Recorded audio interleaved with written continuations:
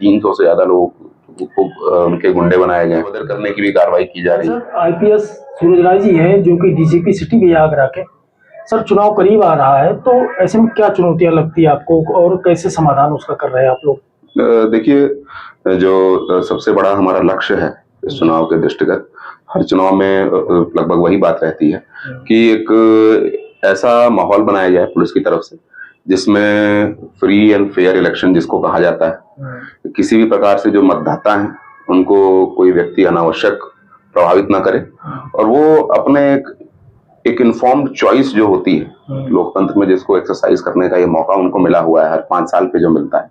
उसको बिना किसी के भय के, बिना किसी के लालच के, बिना किसी के दबाव में वो स्वतंत्र रूप से एक्सरसाइज करें। उसके लिए जो भी करना होता है पूरी प्रॉपर एक कमीशन के द्वारा एसओपीज भी दी गई हैं जो हर साल हर चुनाव में हमारे द्वारा की जाती है, उनको तो किया ही जा रहा है। कोशिश ये भी की जा रही है कि प्रभावी तौर पे जो भी ऐसे एलिमेंट्स हैं जो चुनाव की प्रोसेस को, उसकी फेयरनेस को प्रभावित करने की कोशिश करते हैं या करने का मंसूबा रखते हैं, उनको भी एक संदेश ऐसा दिया जाए कि भाई यदि आप इस प्रोसेस में अगर इंटरफेयर करते हैं तो आपके खिलाफ सख्त कार्रवाई की जाएगी। और कम्युनिटी से लगातार डायलॉग स्थापित करके उनको उनके अधिकारों के बारे में, और एक जो पूरे कमीशन का और जो इलेक्शन प्रोसेस का ये उद्देश्य ये भी रहता है कि ज्यादा से ज्यादा पार्टिसिपेशन हो, मतदान ज्यादा से ज्यादा हो। उसके लिए हमारे बीपीओ जो हैं, बीट पुलिस ऑफिसर्स, उनके द्वारा भी वो भी जब जाते हैं तो उसके बारे में एक संवाद करते हैं, उनको प्रेरित करते हैं लोगों को। मतदान के दिन जो यहाँ तीसरे फेज में 7 मई का मतदान है, उस दिन लोग बाहर आए और आके ज्यादा से ज्यादा संख्या में जो अपने मताधिकार का उनको राइट मिला हुआ है उसको एक्सरसाइज करें। चुनाव को प्रभावित करने के लिए तमाम बाहरी राज्यों से एक तो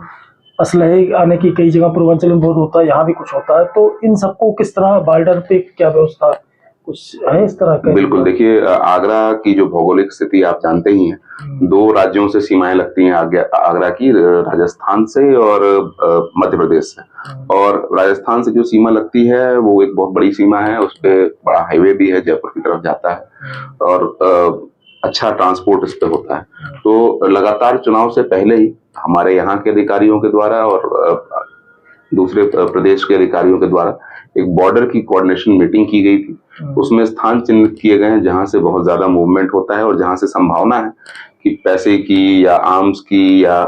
शराब की चुनाव को प्रभावित करने के लिए उनका मूवमेंट हो सकता है। वहां पिकेट स्टैटिक सर्विलांस टीम का 9 टीमें लगी हुई हैं अलग अलग रास्तों पर, कैमरे भी लगवाए जा रहे हैं वहां पर 24 घंटे राउंड द क्लॉक, 8 घंटे की 3 शिफ्ट में ड्यूटियां लग रही हैं, वो चेक करते हैं। हमारी सर्विलांस टीम जो है वो भी इसको लेके एक्टिव है, वो भी कोई इस तरह की सूचना मिलती है तो उसको डेवलप करके कोशिश करते हैं हम कि सबको चेक किया जाए। और आने वाले दिनों में आपको इस रूट से अगर कोई ऐसा मूवमेंट होता है तो बरामदगी भी देखने को मिलेगी। इस चीज को लेके हम लोग पूरे तरीके से सतर्क हैं। तो मध्य प्रदेश और राजस्थान बॉर्डर जो दोनों हैं, हम इन दोनों रूटों पे हैवी प्रेजेंस है पुलिस की और इसमें प्रॉपर चेकिंग कराई जा रही है। अरे जो बैठकें लगातार होती थी, पहले थानों में बुलाया जाता है बैठकें, अब जगह जगह गली मोहल्लों में नुक्कड़ों पे हो रही है, तो ये कैसे परिवर्तन हुआ और इसके पीछे की मंशा क्या रही? तो देखिए, जो कमिश्नरेट सिस्टम लागू किया गया है तो इसमें माननीय मुख्यमंत्री जी और शासन की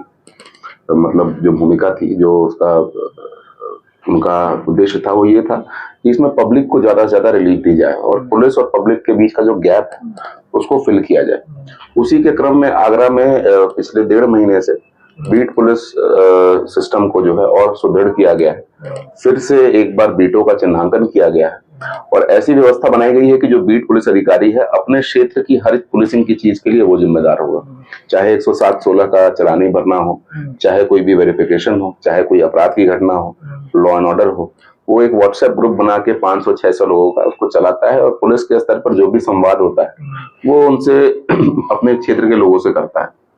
उसी के क्रम में ये एक नया कार्यक्रम जो हमने शुरू किया है, उसका पर्पज ये था कि जैसे त्योहारों के मद्देनजर हम पीस कमेटी की मीटिंग करते हैं, अभी इस समय रमजान का भी माह चल रहा है और होली का त्योहार आने वाला है, और इस पीस कमेटी की मीटिंग में आमतौर पर होता यह था कि थानों में या चौकियों में मीटिंग होती थी और कुछ संभ्रांत लोग 5-10 जो हर साल आते थे वही आते थे। कई बार आम जनता को पता भी नहीं होता इस मीटिंग का, और कई बार पता होता है तो भी उनको डेट या वो आने में उनको डर लगता है, थाने में हिचकिचाहट होती है, एक तरह का भय होता है। उसको दूर करने के लिए हमने एक ये कोशिश ये की है कि जो संवाद है उसको कम्युनिटी लेवल पे ले जाएं, जहां पर लोग रहते हैं या शाम को इकट्ठा होते हैं, कोई चाय की दुकान है या कोई ऐसा चौराहा है जहां पर किसी पर्पज से लोग इकट्ठे होते हैं, वहां हमारे पुलिस के लोग जाएं और वहां एक फ्री फ्लोइंग संवाद पैदा करें। यदि कोई बात कहना भी चाहे व्यक्ति, तो ऐसे माहौल में वो अपनी बात कह सके और पुलिस उसका समाधान करने की कोशिश करे। जो संवाद की प्रोसेस है उसको मजबूत करने की कोशिश है और पुलिस और पब्लिक के बीच का जो गैप है उसको पाटने की कोशिश है। जब मतदान ज्यादा हो इसके लिए भी पुलिस कुछ कर रही है, कुछ तैयारी है इसकी? देखिए,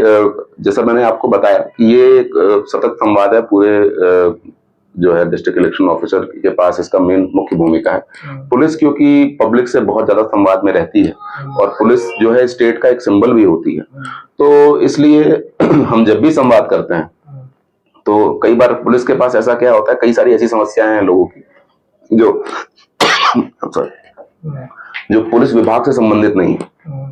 लेकिन लोग लेके आते हैं पुलिस के पास कि उनको लगता है कि ये दिख रहे हैं वर्दी वाले हैं, ये सरकार के हैं, तो ये इसको सॉल्व करेंगे। उसी रोल में पुलिस लगातार जब संवाद करती है तो वो भी जानने की कोशिश करती है कि आप उनको एक प्रेरित करने का प्रयास करती है। बीपीओ के कर्तव्य में उनको ये भी दिया गया है कि चुनाव संबंधी यदि किसी की समस्याएं हैं तो उसको उस समस्या का निराकरण करने की कोशिश की जाए। और यदि जब आप उनसे संवाद करते हैं तो उनसे ये बात जरूर किया जाए, उनको प्रेरित जरूर करें कि अपना जो मताधिकार है, जो लोकतंत्र के अंदर सबसे बड़ा अधिकार एक नागरिक को मिलता है, उसको जरूर एक्सरसाइज करें और उसको एकदम इन्फॉर्म्ड, बिना किसी के भय के, लालच के, लोभ के और अपने खुद के स्वतंत्र विचार के आधार पर उस मताधिकार को वो एक्सरसाइज करें। जो अपराधी हैं उन पे किस तरह नजर रखी जा रही है कि चुनाव को प्रभावित न कर सके? देखिए, एसटी सीटर है, यस, पूरी 10 सालों की अपराधियों की पूरी सूची बनाई गई। ये प्रोसेस अभी तो एमसीसी लगा है, लेकिन ये प्रोसेस करीब 1-1.5 महीने से प्रचलित है। एक 10 साल के अपराधियों की सूची बना के और उनको लगातार जो है, अब क्योंकि कमिश्नरेट में मजिस्ट्रियल पावर्स में कोर्ट्स जो है, एग्जीक्यूटिव मजिस्ट्रेट हमारे पुलिस के अधिकारी होते हैं, तो भारी संख्या में जो अपराधी हैं उनको बाउंड डाउन कराया जा रहा है। उनका गुंडा पिछले 2 महीनों में पूरे आगरा कमिश्नरेट में मैं आपको बताना चाहूंगा कि 300 से ज्यादा लोगों को उनके गुंडे बनाए गए और गुंडा बना के उनके जिला बदर करने की भी कार्रवाई की जा रही है। और इसी के अलावा जो शराब या आर्म्स की तस्करी या मादक पदार्थों की तस्करी करते हैं, उनके विरुद्ध भी अभियान चलाकर लगातार रिकवरी भी की जा रही है। अभी कुछ दिनों पहले थाना लोहा मंडी में शराब का बहुत बड़ा जखीरा पकड़ा गया था। आज अभी हमने पीसी की लगभग 6 किलो अफीम पकड़ा गया है थाना सदर में। तो ये लगातार इस तरह की कार्रवाई करके संदेश ये देने की कोशिश की जा रही है हमारे द्वारा कि किसी भी तरीके से जो इलेक्शन की प्रोसेस है, जो मतदान की प्रोसेस है, उसमें इंटरफेरेंस जो है उसको टॉलरेट नहीं किया जाएगा और सख्त कार्रवाई की जाएगी।